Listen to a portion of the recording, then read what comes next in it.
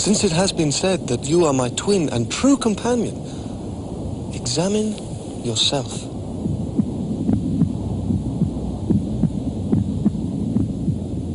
Examine yourself, that you may understand who you are.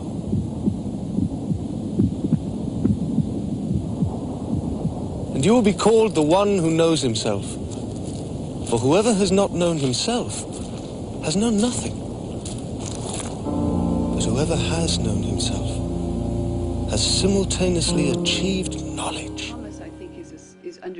Je crois que Thomas veut nous faire comprendre symboliquement que celui qui veut voir Jésus en vient à se considérer comme le jumeau de Jésus, celui qui est créé comme lui, à l'image de Dieu. Que dit l'évangile de Thomas? L'évangile de Thomas est un recueil qui annonce une révélation. Ce qu'il dit révéler, c'est ce qu'aucune oreille ne peut entendre.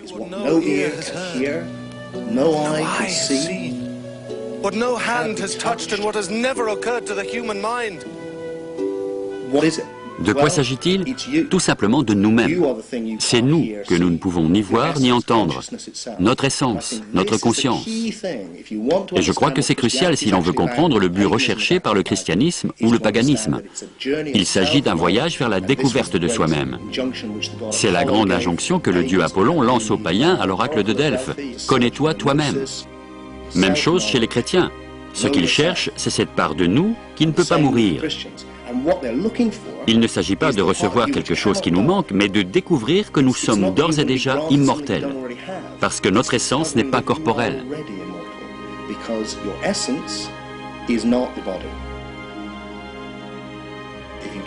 Si vous découvrez qui vous êtes vraiment, vous découvrez Dieu, vous découvrez le divin. Vous découvrez Dieu en vous. Vous avez l'apparence d'un corps, mais vous êtes conscience. Et cette conscience est témoin de la naissance, de la mort. Elle les éprouve même plusieurs fois, parce que tous les gnostiques, y compris les gnostiques chrétiens, croyaient à la réincarnation. L'éveil succède au sommeil. Vous étiez dans un cycle qui vous a conféré différents corps, mais vous n'avez jamais été ce corps. Vous étiez la conscience, le témoin, si bien que n'étant jamais né, vous ne pouvez jamais mourir. Toutes les choses sont l'expression d'une seule, si bien que tous les êtres humains sont des images, ou des eidolon. Ce sont des images d'un seul daemon, ou esprit. Une réflexion du divin? Non, pas une réflexion du divin, mais le divin devenu conscient de lui-même. Pour désigner le Père, ils utilisent l'expression « d'éblouissante obscurité ». Peut-on imaginer une lumière qui ne se reflète sur rien? Ce sont les ténèbres. Donc la lumière par elle-même est obscurité, d'où l'expression « éblouissante obscurité ».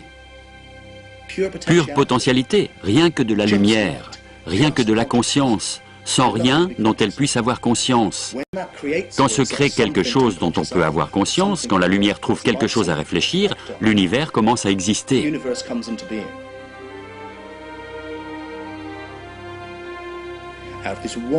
Cette conscience divine unique s'exprime dans tous les êtres conscients. Donc nous sommes tous des images, des eidolon d'une conscience unique qui est l'univers, qui est le tout, qui est Dieu.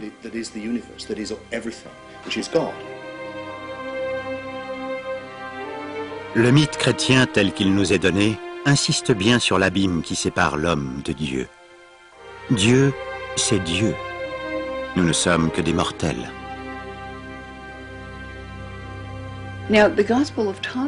L'évangile de Thomas nous livre un message très différent. Il parle de Jésus comme du Fils de Dieu et de tous les autres humains comme des enfants de Dieu, qui n'en sont peut-être pas conscients parce qu'ils n'ont pas conscience d'avoir été créés à l'image de Dieu, la lumière divine qui est apparue avant même que Dieu ne crée l'univers, quand Dieu a dit que la lumière soit. L'humanité a été créée à l'image de cette lumière. Et dans l'évangile de Thomas, Jésus s'exprime en tant que voix de lumière.